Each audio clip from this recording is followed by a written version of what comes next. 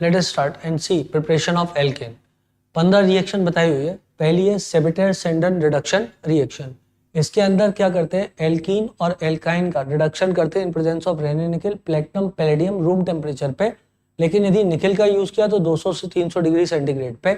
इसमें एक बात याद रखना है, स्टेरिक हिंड्रेंस एक मेजर फैक्टर है। यदि मान लो एक ही इक्विवेलेंट लिया तो ये हिंडर्ड कम है तो इसका रिडक्शन होगा, उसका नहीं होगा।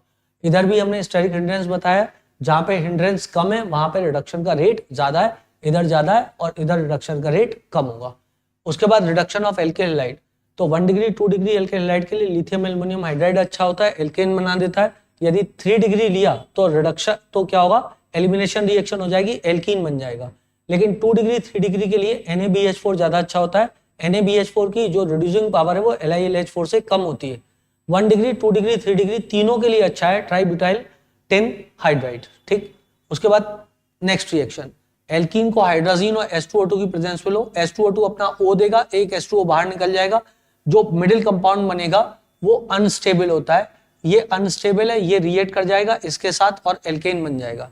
उसके बाद में reduction of aldehyde and ketone करा के क्लेमेंसन्स रिडक्शन एसिडिक मीडियम में और बेसिक मीडियम में हाइड्रोजन ओब्लिक बेसिक मीडियम मतलब NaOH। तो क्लेमेंसन्स रिडक्शन से भी करा सकते हैं एल्डिहाइड कीटोन का रिडक्शन। और हम वुल्फ किश्नर रिडक्शन, इसका नाम है वुल्फ किश्नर रिडक्शन, ठीक है ना। तो ये रिएक्शन का यूज कर सकते हैं। Hydrogen in presence of basic medium reduces aldehyde and ketone into alkanes. उसके बाद Wood's reaction, Wood's reaction is good for not good for preparation of unsymmetrical alkane, क्योंकि कई एल्केन बन जाते हैं, उनको सेपरेट आउट करना मुश्किल पड़ता है। वुड्स रिएक्शन से यूं कर सकते हैं, NaX बाहर निकाल दो और RR आपके पास में बन जाएगा। ये दो मैकेनिज्म द्वारा होती है, फ्री रेडिकल और एनायनिक मैकेनिज्म। इसमें हमें डिस्प्रोपोर्शन प्रोडक्ट भी मिलते हैं। Wurtz reaction, Wurtz Fittig reaction में एक एल्केलाइड एक एराइलाइड लो, in presence of sodium RC6H5 बन जाएगा। फिटिक रिएक्शन में 2 एराइल हैलाइड लेते हैं in presence of sodium. Ullmann reaction में 2 एराइल हैलाइड लिए इन प्रेजेंस ऑफ कॉपर, हमें डाइफिनाइल मिल जाएगा। Now Corey House synthesis, this reaction is best for preparation of unsymmetrical alkane. इसमें RX Li gives us LiX plus RLi, RLi फिर copper के साथ react करके गिलमेंस रिएजेंट R2CuLi बनाता है। R2CuLi की रिएक्शन RDX S के साथ करेंगे तो R मिल जाएगा। Now reduction in presence of HI oblique red phosphorus. Red phosphorus का प्रयोग इसलिए करना है कि जो I2 बना है वो रेड फास्फोरस के साथ रिएक्ट करके PI3 बन के बाहर निकल जाता है, वरना आयोडीन एल्केन जो बना है उसके साथ वापस से रिएक्शन कर सकता है। It is excellent reducing agent, acid, alcohol, aldehyde, ketone सबका रिडक्शन उठा करके एल्केन में कर देगा। Now Kolbe's electrolysis, it is also not good for preparation of unsymmetrical alkanes.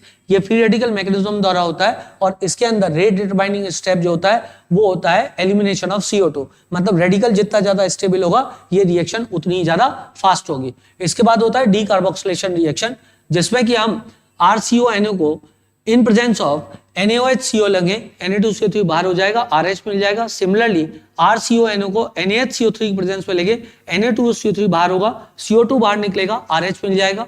इसके बाद यूजिंग ग्रिग्नार्ड एजेंट, कोई भी एसिडिक हाइड्रोजन कंटेनिंग ग्रुप है, ग्रिग्नार्ड एजेंट की रिएक्शन होगी।